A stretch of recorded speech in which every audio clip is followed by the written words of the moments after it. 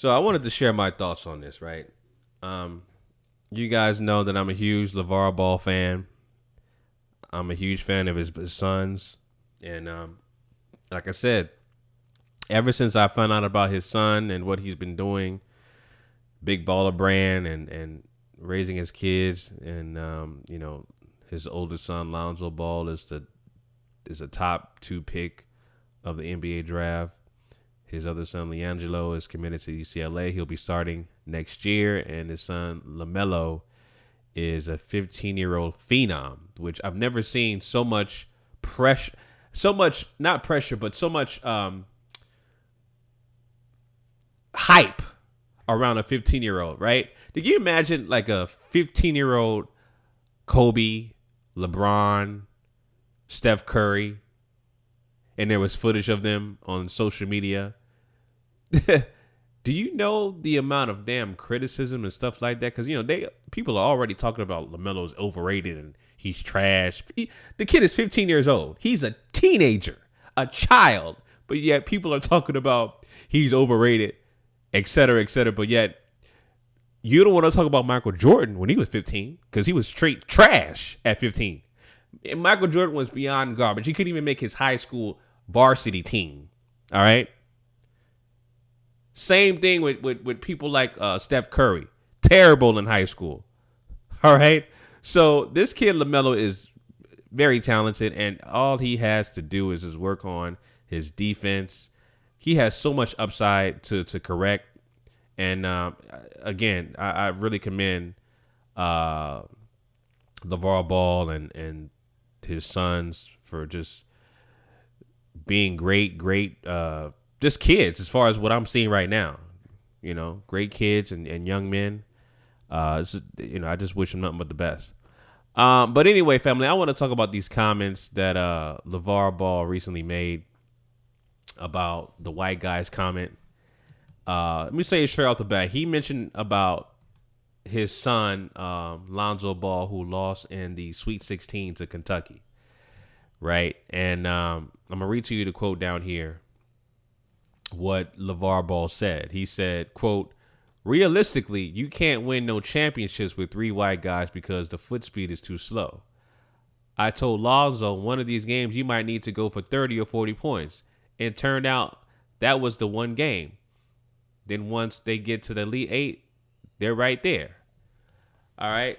So with this statement, this is basically a half truth and a half lie, right? Foot speed for white guys, it can be true to a certain aspect. Yeah, that's if you want to generalize it. But there's white guys that actually have great foot speed, et cetera, et cetera. So it is a half truth and a half lie, right? But here's the thing, right? LaVar is so protective of his children, which of course you have to be because they're your flesh and blood. That's your children. That's your seed, right? And so when it comes to things where you're in sports, particularly basketball, and things don't go up your way, LaVar, instead of manning up and say, yeah, we lost, they were the better team, et cetera, he finds excuses for his children. And this was an excuse, right? So winning cures everything. If they won the game, this particular comment would never existed, right? Excuse me. Sorry about that, family. Sinuses. Anyway, this particular comment would have never existed. All right. Simple as that. If they won and beat Kentucky, that comment would have never existed. All right. And none of this stuff about him going back to apologize and backtracking his statement or whatever the case may be would have never came to fruition. But he made that statement, right? And after that, he basically kind of backtracked what he said and said, I'm not saying I don't like the white guys and we lost because of them, Ball said in the interview. No, that's not how they twisted up my words. Quote, I love Bryce because he's Alfred's son and he's always been nice to me, Ball said. TJ Leaf, Zoe's friend, always nice and respectful. Thomas Wells, one of the most intelligent players, very nice, respectful. But like I said, they're going to do their thing, and we're going to do our thing. We don't wear your feelings on your sleeve and think it's a direct punch at you guys, because it's not. Right? Now, I've heard other YouTubers make comments about this saying, well, you know, LaVar is a Buckdancing Coon because he didn't backtrack about Steph Curry and LeBron James and Michael Jordan, talk about he could beat them because they black. Right? But yeah, he want to backtrack because of the white guys, and somebody white told him to keep your mouth shut, or else I'm gonna do this to Big Baller Brand, or whatever the case may be, or your boys' scholarships, whatever the case may be. Right? Now, I agree with that. Okay, you bite the hands that feeds you, which is the dominant white society, because we live in a system of racism, white supremacy. You bite the hand that feeds you, you best believe you're gonna back down. But here's the hypocrisy about this, family. You see a lot of these Negroes that complain about, yeah, LaVar Ball is a coon and a sellout because he didn't say shit about LeBron James and Steph Curry, et cetera, et cetera. The hypocrisy is, like I said, we live in a system of racism, white supremacy. So the minute that the IRS, your rent, your mortgage, your card payment, your insurance owned by white companies, the minute that you don't pay for that shit, guess what? Guess what happens? Either they take your shit or you pay for it. You don't back up and just be like, nah, man, fuck the white man. I ain't gonna do nothing. Right? It's the same thing here. That analogy is the fact that we live under a system of racism, white supremacy, controlled by the dominant white society, where they control all 9 areas of activity. That's economics, education, entertainment, labor, law, politics, religion, sex, and war. And so when the dominant white society controls all 9 areas of activity, and you're in a position where you are basically disrespecting their brand or disrespecting their intellectual property, whatever the case may be, you're in a position where they feel as you are some kind of threat, and they come to you to correct your behavior. Right? What do? Backlash or abide by their rules? Well, LaVar Ball decided to abide by their rules. Okay? Right? Now, this is all speculation. I don't know what went on behind the scenes. This is all conjecture. This is all speculation. But looking from the outside in, I think that's what happened. He was approached by somebody. Somebody got in his ear.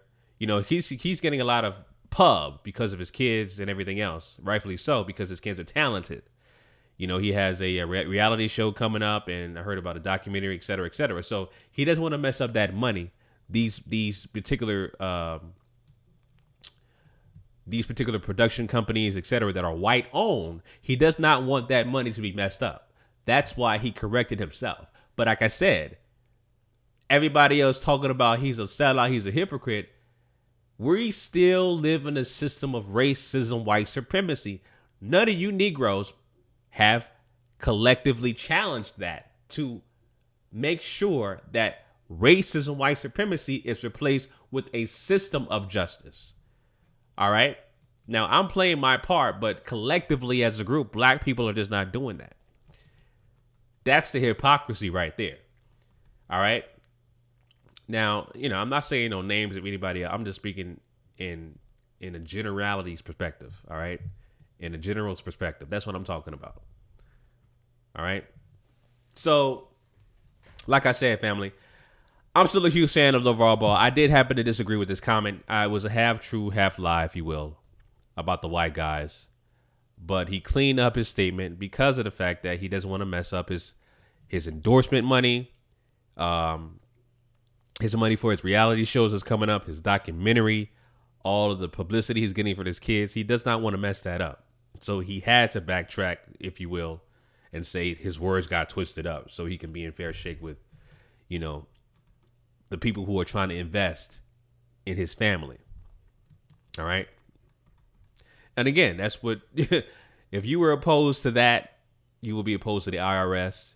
You'll be opposed to paying your rent, your car note, your student loans, whatever kind of bill that is controlled and owned by the dominant white society.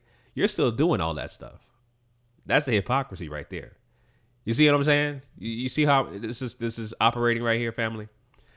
So, yeah, family, that's what I wanted to talk about. Like I said, this is a new format. I'm just trying to get right to the point with these stories, give you guys my 2 cents and keep it moving, man. You know what I'm saying? I ain't trying to get these drawn out videos and long introductions and stuff like that. No need at all. If you're new to the channel, just subscribe. That's all I got to say. Subscribe and make sure you hit that notification button.